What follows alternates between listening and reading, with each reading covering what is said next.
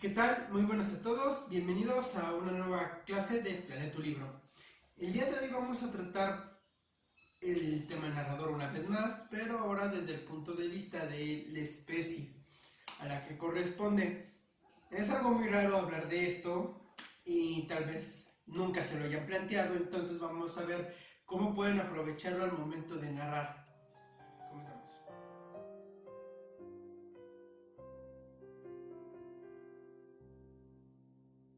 Recuerden, para empezar, que en la descripción les dejo enlaces que les pueden ser de utilidad y también que pueden encontrar mis demás redes sociales con diferentes series como Leternía versus Travemencia, donde con mi buen amigo Jesús M. Apolinar debatimos algunos temas polémicos en la literatura o en la creación de contenido, básicamente.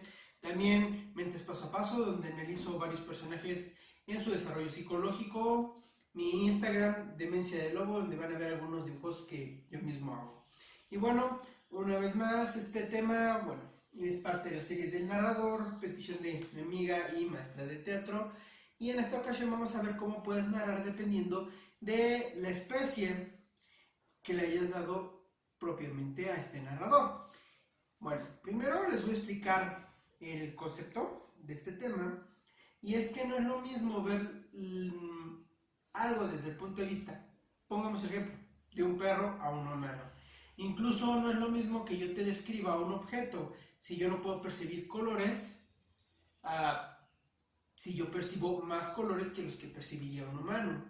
De la misma forma no te puedo describir el mismo objeto si yo fuera invidente y solamente pudiera sentirlo a las anteriores. En este caso cambia mucho dependiendo de quién esté narrando.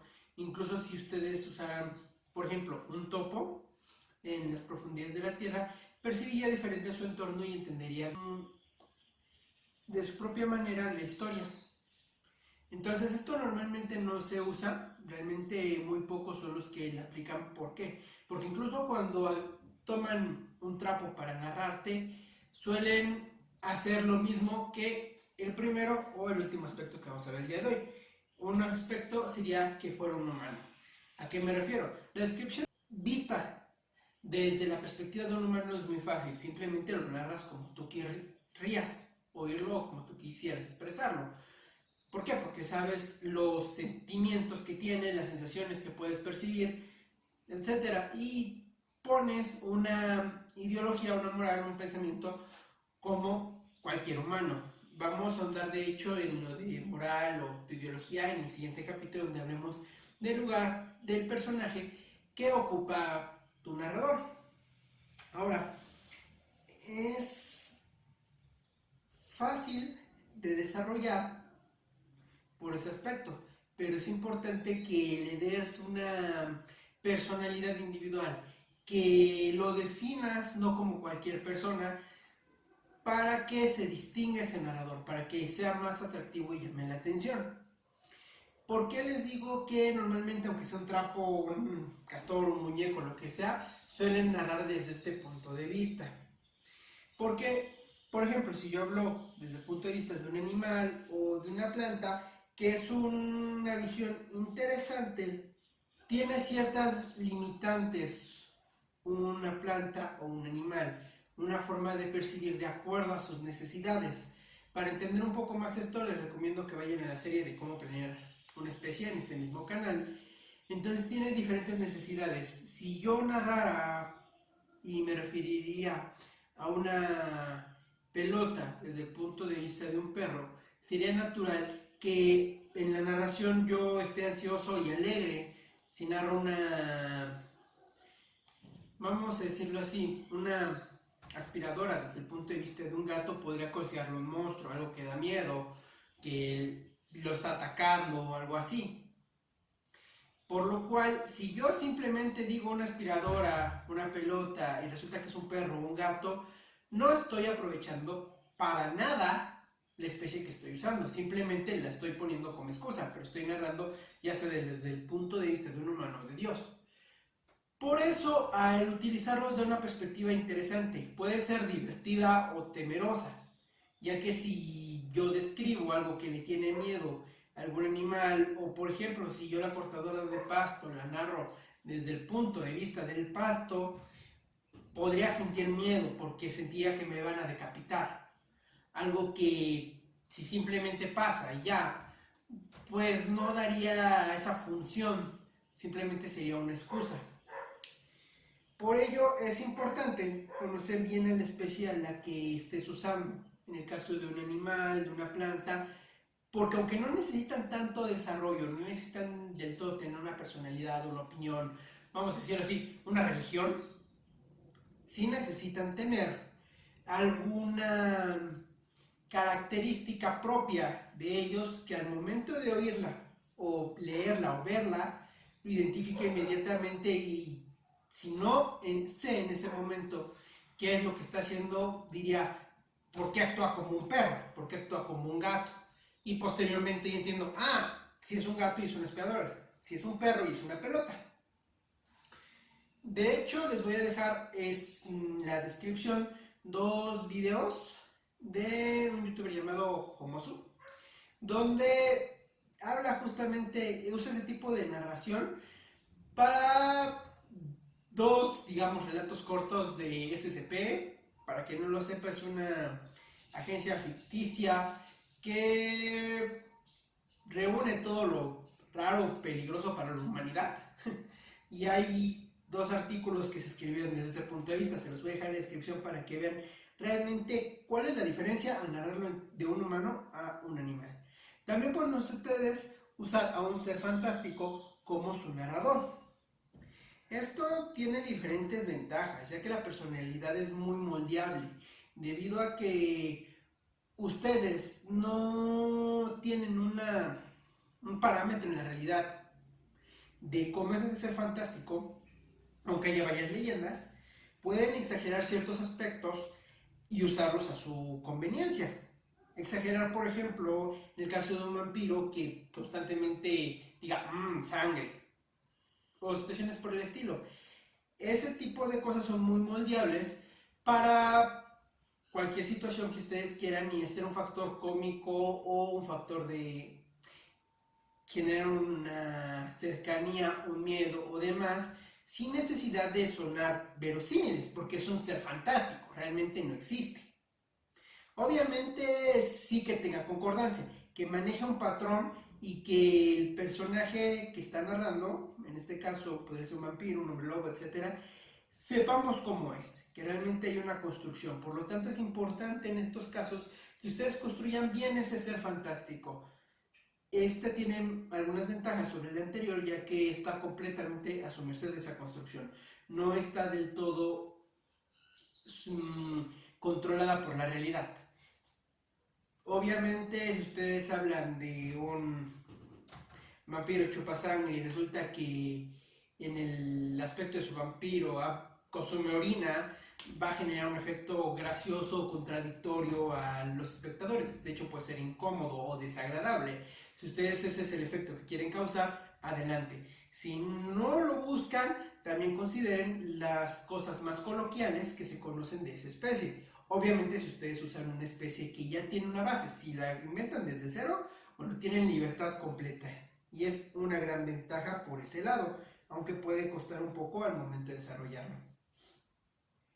Y esto también hay algo que considero que es útil, y es que los seres fantásticos pueden tener percepciones que nosotros no tenemos, vamos a decirlo, perciben la electricidad o quizá perciben una aura mágica que ustedes hayan descrito, quizá pueden percibir ciertos pensamientos o los sentimientos, pueden percibir aquello que ustedes quieran. Incluso en Avatar, la leyenda de Aang, hay algo que ocurre en capítulos avanzados donde el control agua llega a volverse control sangre.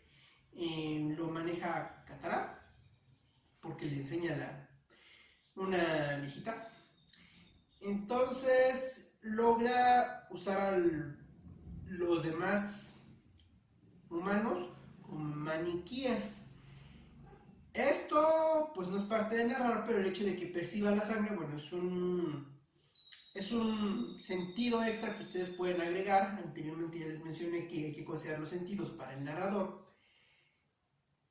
Y quizá el hecho de cómo se mueva su sangre, o oírla o olerla, le dé cierto conocimiento del ambiente que otros no tienen. Incluso en los videojuegos se ocupa mucho lo que se llama la detección. Reconoce cuando hay algún enemigo cerca, y en algunos mangas o animes se menciona que un personaje logra detectar alrededor ciertos enemigos. Puede hacerlo también el narrador, no solamente los personajes que estamos viendo. Y bueno, vamos al siguiente factor que ahora es todavía más moldeable y a la vez es más limitado. Y es el hecho de que los objetos sean tu narrador. ¿Por qué es más moldeable y más limitado? Bueno, un objeto es un ser inerte, entonces todo lo que tú le quieras poner de personalidad, de opiniones, de ideas, ideologías, gustos, etcétera, es válido, porque no tiene una estructura real. Incluso podrías usar un poco su función como un juego. Por ejemplo, hablar de una goma y que el hecho del grafito es un alimento. Entonces le parece antojadizo el grafito. Varía de una manera infinita las posibilidades que tienes ahí. Sin embargo, tienes que ser consciente que un objeto puede percibir las cosas en el plano donde está. Por ejemplo, quizás sea la ropa del mismo personaje, y al estar en su cuerpo puede percibir sus sensaciones, sus pensamientos, sus sentimientos, y puede percibir una infinidad de cosas, incluso tal vez de los personajes que están a su alrededor. Pero si esa ropa está guardada, no tiene ningún sentido que me expliques eso. Volvemos a lo que te decía, que usas el objeto como una excusa y termina siendo un humano, termina siendo Dios el narrador. Tienes que considerar dónde está y cuánto campo de percepción le vas a dar, para que eso tenga una construcción que me dé ciertas reglas como espectador y las pueda interpretar al momento de ver tu obra. Por ello les digo, es el que tiene una posibilidad más grande y al mismo tiempo tiene las limitaciones más duras para que sea congruente. Bien, ahora el siguiente narrador puedes considerarlo lugares. Esto se usa más cuando la cuarta pared es el narrador. Por ejemplo, hay un capítulo en Malcolm el del medio donde vemos la historia que ocurrió en ese día, primero en la cocina, después en el patio, en la habitación de los padres, en la cochera. Tal vez me equivoqué de orden, pero ese es el punto. Vemos todos los eventos en un solo lugar, vemos a los personajes entran, salen, y después se reinicia la historia desde otro lugar. Sí, poco a poco podemos unir todos esos pedazos de rompecabezas y entenderlo. En este caso puede ser la obra completa desde el punto de vista de un solo lugar.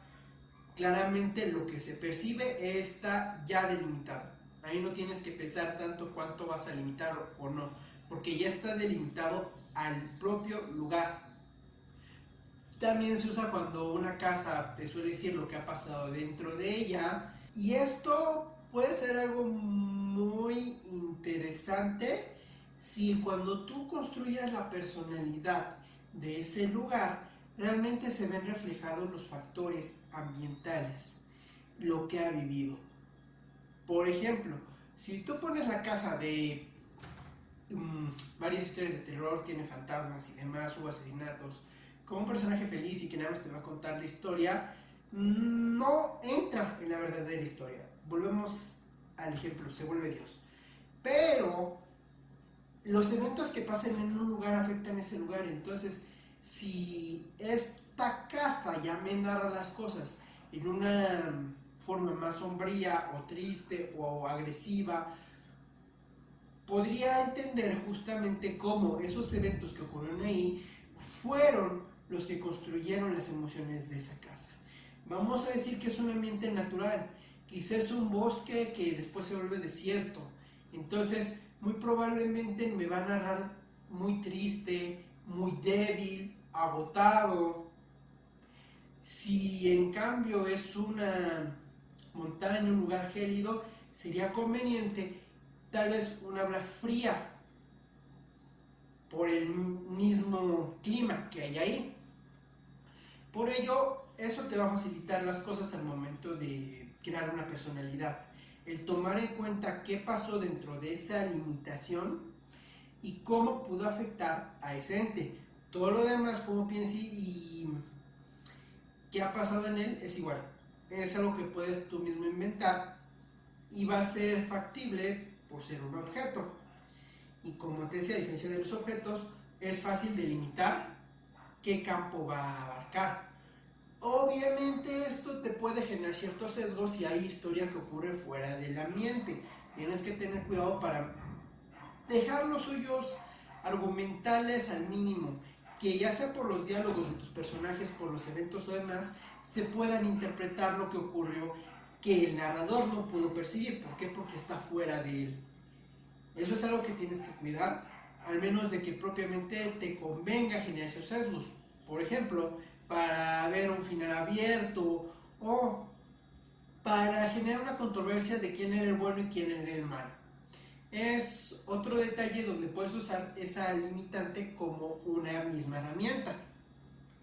Y vamos con el más común para terminar, que es el narrador omnisciente, omnipresente y omnipotente, que es Dios. ¿Por qué lo llamo así? De hecho, muchos autores lo consideran así, porque sabe todo lo que va a pasar, es omnisapiente, es omnipresente, en cualquier lugar va a estar, va a conocer lo que hay dentro y fuera de los personajes, no tiene limitaciones, pero por eso mismo tienes que creárselas tú. Tú tienes que darle cierta característica al narrador para que se recuerde. Antes el narrador quizá había una vez en tal pueblo y demás, pues era llamativo, actualmente sigue funcionando, se sigue usando, es lo que por instinto retomamos para crear una historia desde cero cuando estamos improvisando o escribiendo alguna historia para la escuela, etc. Pero justamente es instintivo, realmente no tiene algo dentro de él, no me aporta. Es un factor que en lugar de nutrir mi obra, lo estoy usando solamente para rellenar. Por ello es conveniente que tú le des alguna personalidad, alguna opinión. Podríamos decir que a los personajes les describe como ridículos, como tontos, como fomes, ya no en unas palabras que sean, vamos a decirlo así, imparciales. Ya no hablo de que mi personaje es poco estudioso. Propiamente el narrador le dice que es fome y es tonto. Eso le va a dar cierta emoción al propio personaje y va a hacerlo más empático con tus espectadores. La ventaja de usar este es que es muy fácil, realmente sí es el más sencillo cuando tengas diferentes complicaciones y sobre todo cuando realmente tienes que hacer una historia rápido, te va a servir de mucho para que lo puedas llenar en su tiempo. Otra ventaja que yo te diría en este narrador es que cuando tú quieres omitir lo más posible un narrador que hable, y digo esto de que hable porque en la siguiente ocasión vamos a explicar un poco lo que es cuando el narrador es la cuarta pared y no hay propiamente una voz. Entonces, cuando el narrador tiene una voz que necesitas para que explique cosas que no hay forma que el espectador la entienda. ¿Por qué? Porque los personajes no pueden decir el contexto de en 1900 y tantos, no tienen la oportunidad de poner una imagen con un calendario y necesita resaltar ciertos aspectos para que no pasen por alto, o más bien para que se sepa de qué les estás hablando, en qué tiempo les estás hablando. También es conveniente a veces usar este tipo de narrador, donde no va a tener una gran actividad, simplemente ayudarnos como esa herramienta de los espacios que no podemos llenar fácilmente, o que no, ya como por más que probamos, suena antinatural si cualquier otro personaje lo rellena. Y otro detalle, este sí es importante cuando tú lo usas, Y esto va más allá de hacerlo llamativo, sino que también es la forma de usarlo. El narrador omnisciente, omnipresente, tiene la ventaja de que las cosas las va a acomodar a su gusto. Entonces debes de aprovechar esa herramienta. Que diga las cosas que el espectador quiere que entiendas como las quieres, que le entienda todo. O sea, él va a manipular completamente lo que está pasando. Incluso puede decirle al espectador que lo que está viendo no confíe en eso, puede ser una mentira, o decirle que hay alucinaciones de por medio, sea verdad, sea mentira, sea falacia, sea lo que sea. Y todos estos aspectos que acabo de mencionar también vamos a ver un poco más de cómo usarlos en el siguiente capítulo de esta serie. Bueno, con eso terminamos lo que es la especie de tu narrador. Como ven, se alargó más que el capítulo pasado. Y el siguiente, bueno, viene un poco más pesado. Espero que lo vayan asimilando bien toda esta información. Recuerden que lo importante es que ya cuando ustedes elijan los aspectos más importantes de su narrador, se acoplen a él y lo vayan manejando.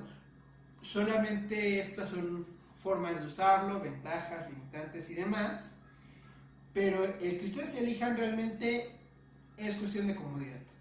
Donde más acomoden no es complicado. Solamente es tomar aquello que es importante para que funcione.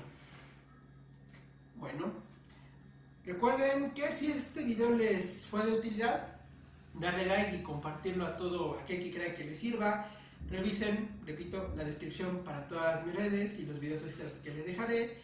Y nosotros nos vemos en la siguiente clase.